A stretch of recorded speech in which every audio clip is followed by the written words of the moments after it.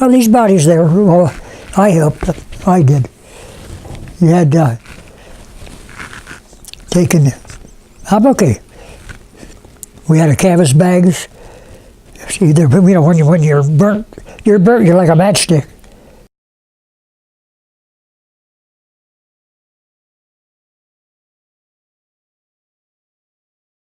This is my dad, William Baker Bruth, and he's my stepdad, but you don't think of him in those terms. This is Dad. We don't call that. And he was on the USS Hancock and served in World War II, and I just wanted to record this for the family and for history.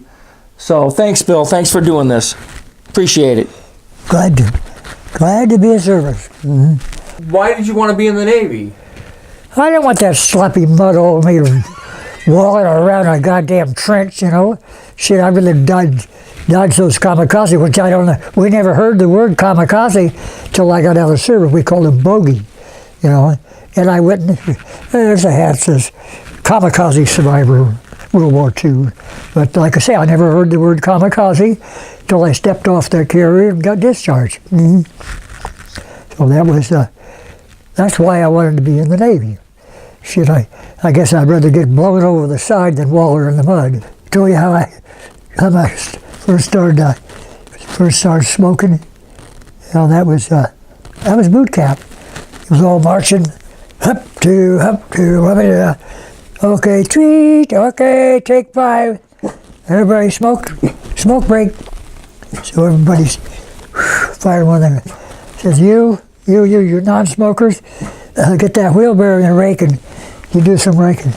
I said, bullshit, give me one of those cigarettes. Yeah, I'm gonna be picking up cigarettes and raking them up while the rest of you guys are sitting on your ass. Bullshit. Did you enlist in the Navy, or were you drafted? I was drafted. See what they have? My last 2 weeks of high school, I was 1A. I figured, well, when I graduated, I go down and pop right in the Navy. Well, I went down and said, no, you got to wait till you're drafted. So I went to work for Thompson Products for a 3 months and driving an electric lift, you know, and shuttling valves around. And all of a sudden I got a notice I was drafted. Had to go down to PE building. Well, I'd heard if they give you examination, they give you a folder with a blue corner, right? And you have that folder with a blue corner, that means all your top health, top shape. Then you can choose the outfit where you want to go. So I wanted to go in the Navy. So now what they call it, they give you, I was what you call a USNRSV. So that was a United States Navy Reserve Selective Volunteer. That was on my dog tag. So anyhow. What was your job, and did the Navy provide you training for the job that you did, and what was the job title, and what did you do? Yeah, well, anyhow, after I got out of boot camp, they shoved a whole bunch of us on a bus, and we went up to Modesto. And about 20 miles out of Modesto was a place called Vernalis, and that was a naval air base. They don't even have any record of that now, you know. But anyhow, that was the Vernalis Naval Air Station. And my first job was I was captain of the head, man. I had charge of 19 toilets. And I cleaned them dudes up good. So here comes one of the top big mucky mucks and said, you know, that's the cleanest restrooms I've ever seen. What do they call them? I forget what they call it back then. Head. So anyhow, we're gonna slap you with a little rate. So I got what they called aviation machinist mate 3rd class. Then they made a plane captain out of me. In other words, it's a mechanic. Same way with a plane captain is I was with twin engines and I flew every time that plane would take off. But fighters only have one seat. So, you know, you don't fly with in a fighter. So the plane captain is all he does. He makes sure all the tires are properly inflated. Because see, when they land, that tail wheel takes a hell of a beating. So that there was 120 pounds in that little tail wheel, and the rest of them had 80 or 90 or whatever. And just make sure they had oil, they were full of fuel, make sure that the agents had, anyhow, the gun people made sure that they restocked the 50 caliber shells in there, cleaned the windshield, started up, pulled the chocks, or chalk them, whatever. Anyhow, that's the plane. You take care of that. You have nothing else to do if that plane's in the air. He's in the air, he's going. A lot of times I'd meet the pilot as he was coming out of the pilot's room, help him in the plane, make sure he had the seat belt, his belt on, belt him in, and outside of that, see what you're doing. And he's on the catapult, and you leave the canopy open. So you're there and hear the takeoff officer. When he goes like this, he means you're ready. So you rev it up. You rev it up. And the pilot's sitting in there and he's pushing that forward. When he's ready to go, he goes, whaps the shit, hang onto your ass, because man, they pull that, whew, and off that plane goes. Yeah. But that's what a plane captain does. So a plane captain was you, and these they had PV-1s when I first got there, and that was a twin-engine Vega Ventura. And then they come out with the PV-2s. The only difference was PV-2s had twin tails. But you take 4,000 horsepower, and then we'd check these jockeys would come in from the war zone to keep their flight pay up. God damn, some of those guys, geez, they take that big hair, they think it's a fighter. So, yeah, there one time I had this called Ensign Barrett, and I went with him, so I went out and checked the plane all out, make sure it's full of gas and all that junk. So we got up over Fresno, and he won the dogfight with one of the goddamn, with one of the SNJs, which was Army airplane. Man, we're going around, and so, hey, well, hell, I'll have some fun. So I jumped up in the turret, and I was dry fired, just it acted like there was some bullets in that machine gun.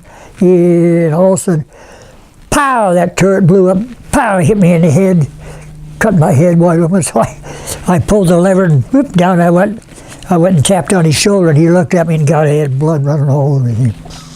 So anyhow, he called in right away, panicked, and landed. Anyhow, they shipped my ass to one of the sick bays, and they put what they call those, it wasn't stitches, but clamps. They put the clamps, and bound my head up a little bit. Hell, I was fine.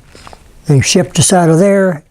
We went down to Moffett Field and started some other exercise, which they put them called a Cashew 12.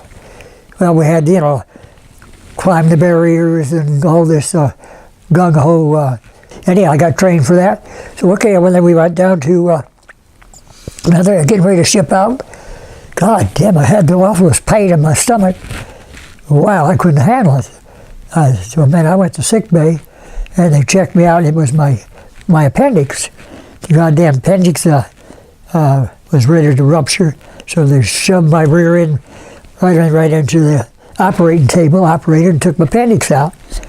So I was not doing too bad, They put me out there. I was down showering, didn't really shower one day, and sitting on the bench, looked down. God damn it!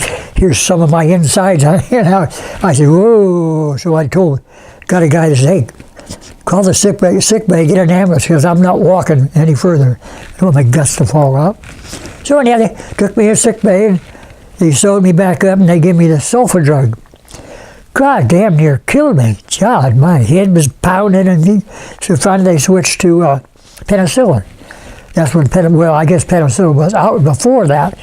But anyhow, they give me penicillin. Ooh, okay. So the outfit I was with, they all shipped out. And what I gathered, Cashew 12 hit the beach at Okinawa, hit Iwo Jima. I guess the whole crew got wiped out. So anyhow, they didn't know what to do with me, so stuffed my ass on USS Anita, APA 121. Anyhow,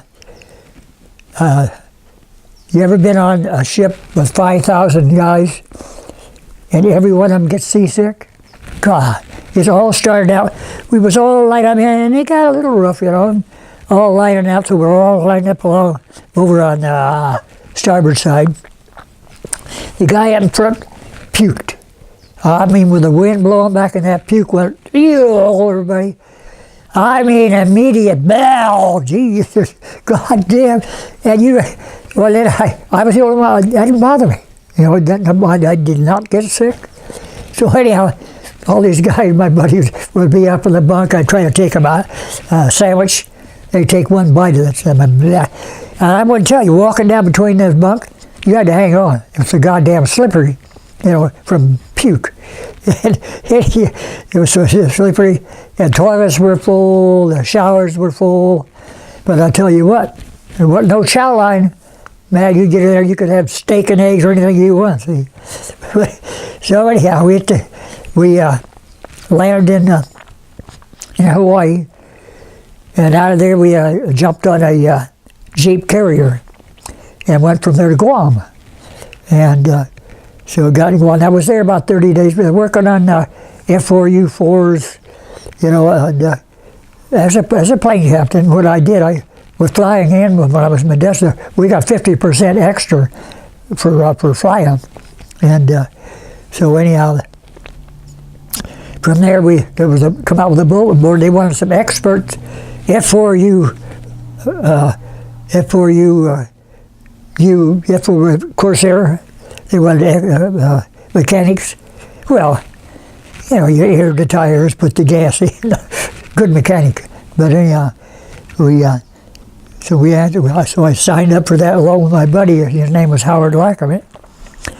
So anyhow, pack your gear. Got on the DC-3, what the Navy called then, and then we flew us to Ulithi. Ulithi was a little small island where the fleet all gathered back, getting ready for the next strike. They were getting ready to strike Iwo Jima. So anyhow, so we landed there. Got something to eat, whatever it was. They put a bunch of on a LCVP to get out to the carrier. So the minute I got out of the carrier, they had the ramp down there, and green, never, a carrier. Ooh, man, that was a gigantic. It was the Hancock, and it was a CV-19. Like 900 feet overall. And of course, then me being a plane captain, well, I'm getting ahead of myself. All of a sudden, we're just walking up there, and all of a sudden, bong, bong, bong, bong. That's general quarters. What the hell is that? Everybody started running. I didn't run, so I run with him. The next thing I know, I was about 3 decks down, and I see a guy with a helmet on. And I said, what the hell happened? And I looked at him, God damn, Ralph Martinez. He went to Bell High School. And he said, yeah, well, 3 bogeys come in, and one of them hit we hit one hit the beach, and the other one hit the ass end of the Antietam, which was another aircraft that was anchored there. Well, man, that bong, I mean, that ramp went up, and God damn, the lights went off, and all that bullshit, and we was underway. Yeah. So, I mean, the moment that bong, bong, bong, and that gun fired, and the crap didn't quit, so I got off that carrier. But anyhow, so you guys came under fire, before you even got on board.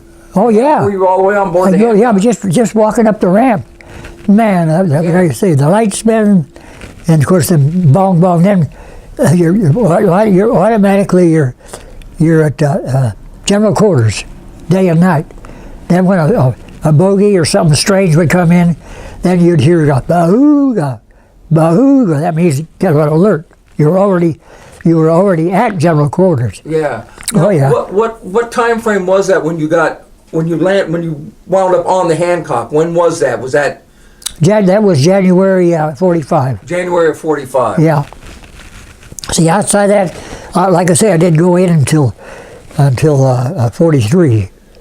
That was April 43. That's when I went in, and I was hit here, there, bounced all around. And finally, I got on the hand. Well, I think the reason why I got on the hand, they called for it because a TBM had just landed on there, pulled in front of the island, opened the bomb bay. The bomb fell out. He didn't know the bomb was there. See, they have an arming device on the bomb, so it got a little prop. So with the bomb, if it shakes up enough, if the arming wire comes out, and that prop makes so many spins, then it's armed. That's where you can just take and hit it with your fist, and the sun would blow up. See? But so anyhow, lost a couple of plane caps. So that I must have been, and Howard Black and I were a replacement. They come on there, and so anyhow, man, we got started. We were underway, and we started launching airstrikes. We hit the rack about 11 o'clock at night. The flight quarter was about 1. Man, you were out there, and my biggest glory was able to taxi one of those S4Us and slap it on the catapult. So anyhow, my plane was always usually one of the first ones to take off. It took off right at dawn, and there were 3 strikes. They launched a strike, and then a couple hours later, then they launched another strike, and time the third strike. Well, then my first one, they'd be land. We'd get those things all refueled up and everything, slap them on the catapult, and it was day and night. So finally I was back about midships one time, and I was putting oil in the F4U4. You don't put a quart in one of those big aircraft. It goes in by the gallons. So I was there with a gallon. I just happened to look up. God damn! I think, Howard, bogey, 12 o'clock. The son of a bitch come out of the clouds. Down he come. I says, oh shit! I threw that goddamn oil can down. I was in midships. So the only thing I could do is run over to the deck edge hill. I watched it until finally he must have lost his intestinal fortitude because he let the bomb go. I got a little black dot. I looked at it, and said, oh shit, ooh. And that thing come pow, right over the top of my head and blew up in the water down below. He continued going on out, and a can out there with a 5-inch 38 hit him full bore. And I mean, you big round ball of fire, the wings go, pit. Oh yeah, blew it. But that was my first experience. It's a good thing he lost his balls, because he would have crashed into it.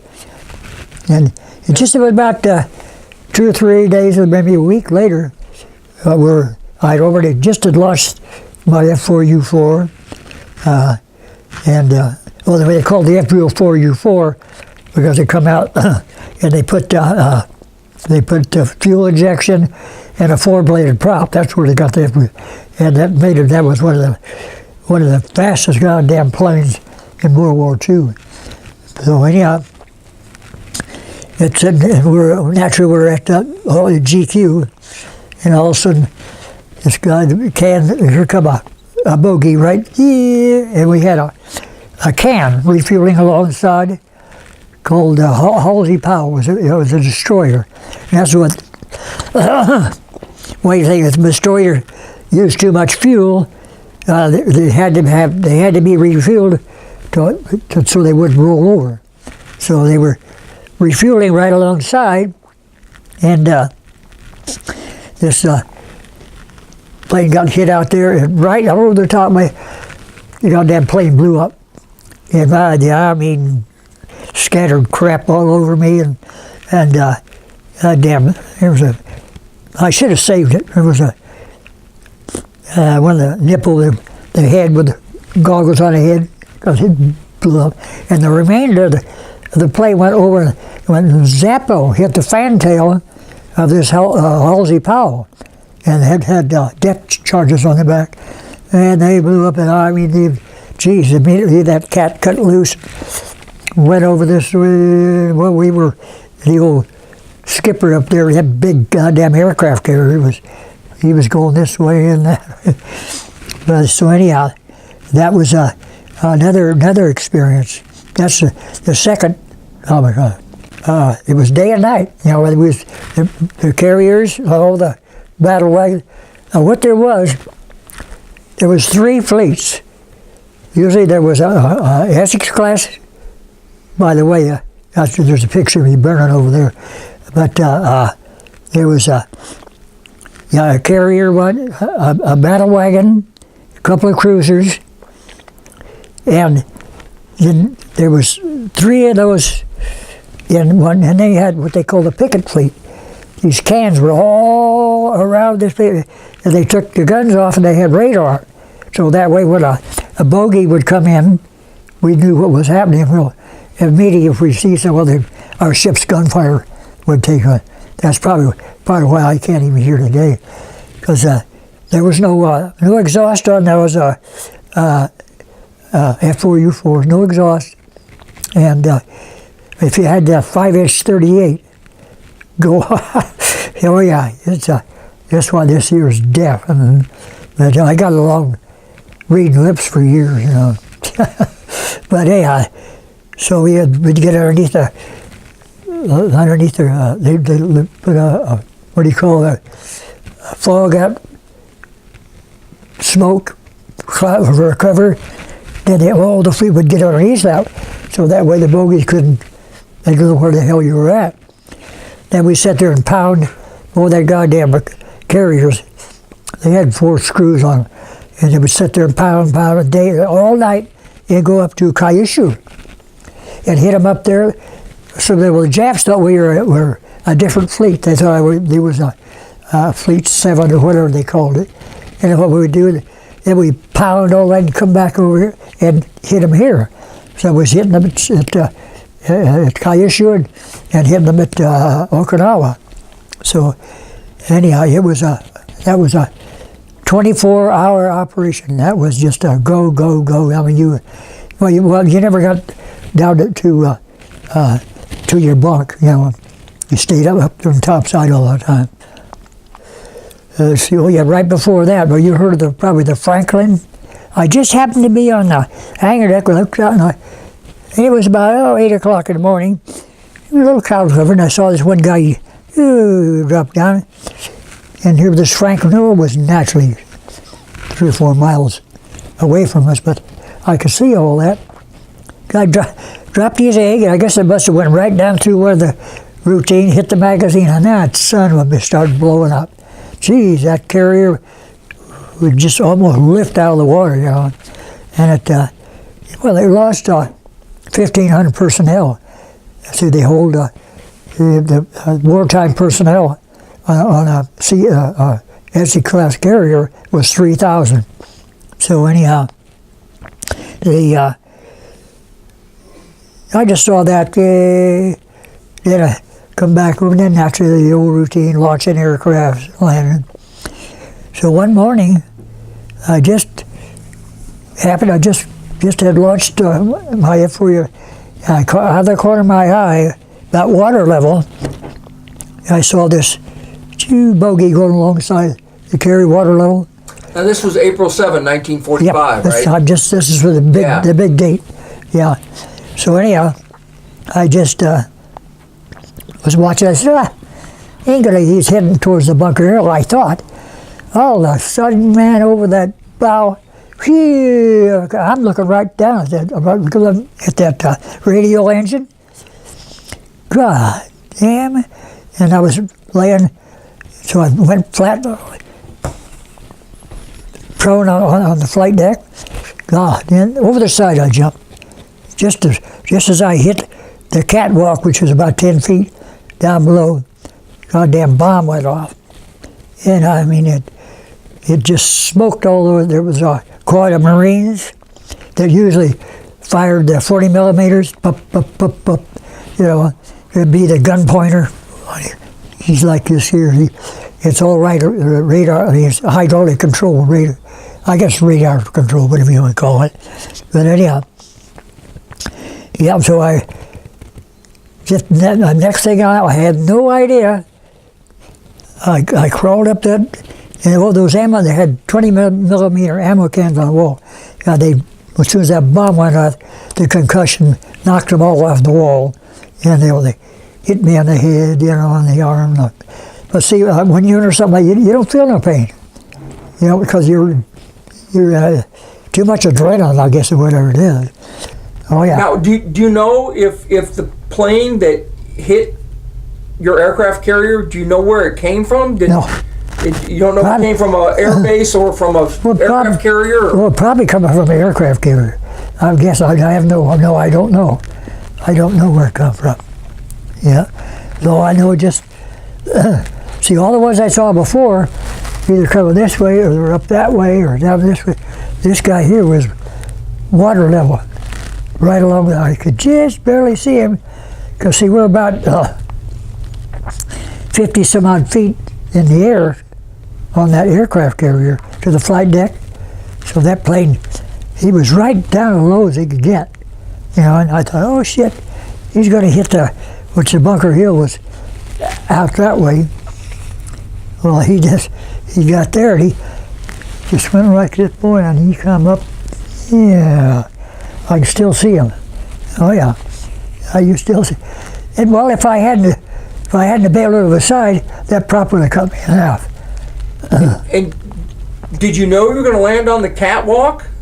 No, hell no. Hell, I had no idea what was down there. Hell no. So what, do you think you're going to wind up in the water? Well, I could have. Hell, I had no idea. Well, when you have something like that barreling down on you, you better get your ass out of the way. Oh yeah. So you don't think what's there. I could have been in a different part. I could have been a part where I'd have went over the side, hit the water. But I wasn't. So fortunate you hit that catwalk instead. Oh yeah. Yeah, just about the time I hit that, that's when the bomb went off. See, the first time after the fire was out, I went out and checked it. The bomb scooped the first time, it didn't go off. If it had went off the first time, I wouldn't be here. But if it scooped, and right there where I was laying, that's where the prop started digging into the wood. You could see the prop marks. Oh yeah. I climbed that ladder. I have no idea how I climbed that. Next thing I know, I had a foam hose in my hand putting fire out. And like I say, there's a picture of the Hancock over there. So it must have been a can taking a picture of it. They were off to one. That's how much. I was right in front of that fire. See, well, if I was anywhere behind it, I wouldn't be here. Needless to say, that kamikaze pilot didn't make it. No, he didn't make it. No, he went to the hereafter. Yeah, it took about probably the better part of that day to have the fire all put out. And by the way, Essex-class carriers, all of them had wooden flight decks. Well, 130 octane and wood don't mix too well. Something's going to burn. So anyhow, so when we went back, they changed that right away on all the Essex-class. Got rid of the wooden flight decks and had the steel put in. And the next thing I remember too, when I got up, I saw a guy over there with his head split open. I think that was Howard Lackamet. I never heard from him after that. We walked up that gangplank together, and on that April the 7th, he was a plane captain also. And I think he cut part of that shrapnel in his head, snuffed him right off the bat. But he was also burnt, but not as bad as those Marines that was in that. And the rest of the guys that were that way, because if you're into the wind, fire blows that way. So that was kind of a hot spot to be in, all that flame. It wasn't the safest place to be, but how the hell you gonna know when something like that happens? See? It happens so goddamn fast. That was April the 7th, 1945. Yeah, and then we pulled back from there, and went to Pearl Harbor. And so I, So how bad was the damage, and how many people did you lose? well, I forgot to add that to it the next day or two. Of course, I had no, they couldn't land because the front elevator was like a mushroom. The aft elevator lost its hydraulic and just and the deck edge elevator lost its power. It sank down. So you couldn't launch any aircraft, so we had these bodies there. Well, I helped. I did. You had taken. I'm okay. Break the bones. We had a canvas bags. See, when you're burnt, you're like a matchstick. So in order to get the body in this canvas bag, you had to break the arms down, bend the legs in, then stuff them in this canvas bag along with a 5-inch 38 projectile. See, the 5-inch 38s, what they did, you'd load those, you'd put a projectile in, and then you put the powder behind them. So the projectile was separate. So you took this projectile, because you was dropping over the side, you're going down all the way, because you had to put a weight there on the outside. There'd be those damn things be floating all over the place. No, we put 30 of them over the side, and that was a couple of days, one or day after April the 7th. So then we got away. We went back to Pearl. So how long were you at Pearl for repairs? I was when did you get back from out to sea? that. We was there until the first part of June, somewhere around there. But I was one of the few that stayed on there. Then they put a bunch of Johnny-come-latelys on there. You know, after that, man, we were trucking on the way. And I don't think one of the ship's gunfires. We launched a few aircraft. And I don't think we didn't get no enemy opposition at all. Yeah, no enemy opposition. Next thing I know, that was the 15th of August. See, the 15th of August, that's when the World War was over. Out there, they'd already just dropped that bomb at Hiroshima and another one at Nagasaki or somewhere around there.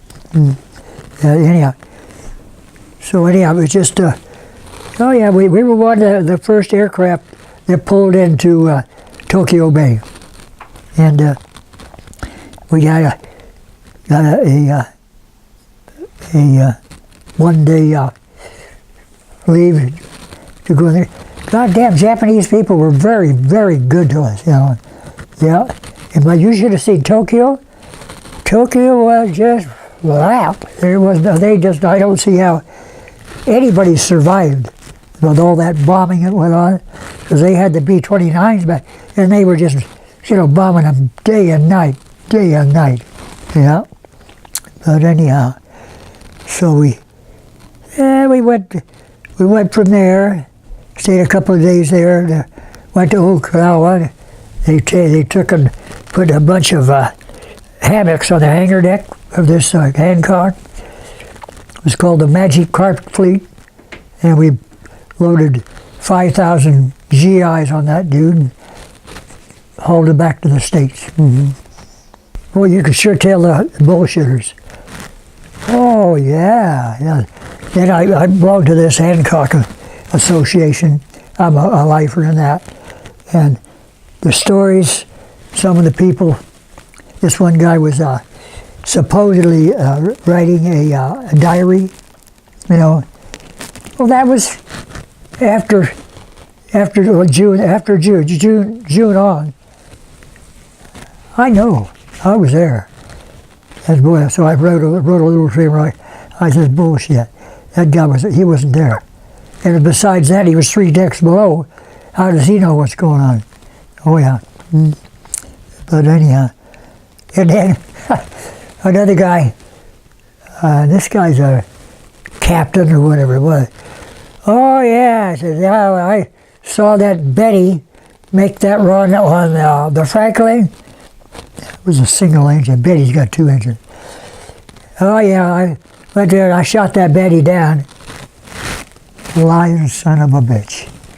Oh yeah, you can tell the bullshitters. If you've been there, you know. You know, and if you hadn't been in there, somebody gets some of those stories. Well, I guess so. But oh no, every bit of that routine, like I say, I saw it go up, yep, yeah, drop the egg there, take off. Yeah, he didn't shoot nothing down. So I wrote a little article on that. That cooled that. Oh yeah.